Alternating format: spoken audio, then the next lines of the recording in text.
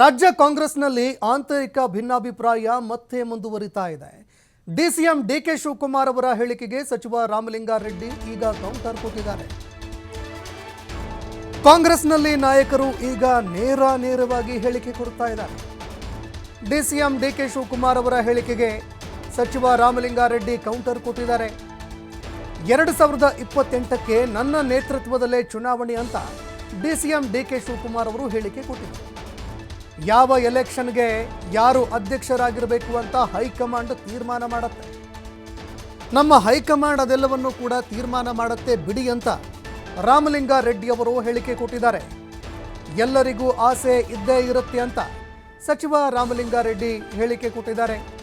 ಸತೀಶ್ ಜಾರಕಿಹೊಳಿ ಅವರು ಆಸೆ ವ್ಯಕ್ತಪಡಿಸಿರಬಹುದು.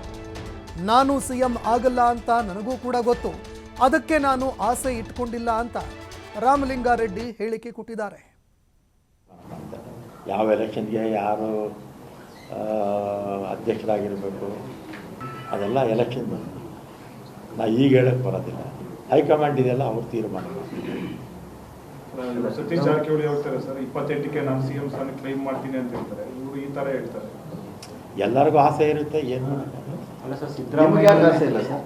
ನೀವು ಸೀನಿಯರಿಟಿ ನಿಮಗೆ ಯಾಕೆ ಆಸೆ ಇಲ್ಲ? 8 ಸರಿ ಗೆದ್ದಿದ್ದೀರಿ, ಸೀನಿಯರಿಟಿ ಇದೆ, ಆಸೆ ಇಲ್ಲ. ಆಗಲ್ಲ ಅಂತ ಗೊತ್ತು, ಅದಕ್ಕೆ ಆಸೆ ಇಟ್ಕೊಂಡಿಲ್ಲ. ಅದೆಲ್ಲ ಹೈಕಮಾಂಡ್ ತೀರ್ಮಾನ ಮಾಡ್ತಾರೆ.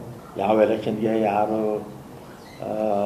ಅಧ್ಯಕ್ಷರಾಗಿರಬೇಕು ಅದೆಲ್ಲ ಎಲೆಕ್ಷನ್ ನಾ ಈಗ ಹೇಳಕ್ಕೆ ಬರೋದಿಲ್ಲ. ಹೈಕಮಾಂಡ್ ಇದೆಲ್ಲ ಅವ್ರು ತೀರ್ಮಾನ ಮಾಡ್ತಾರೆ.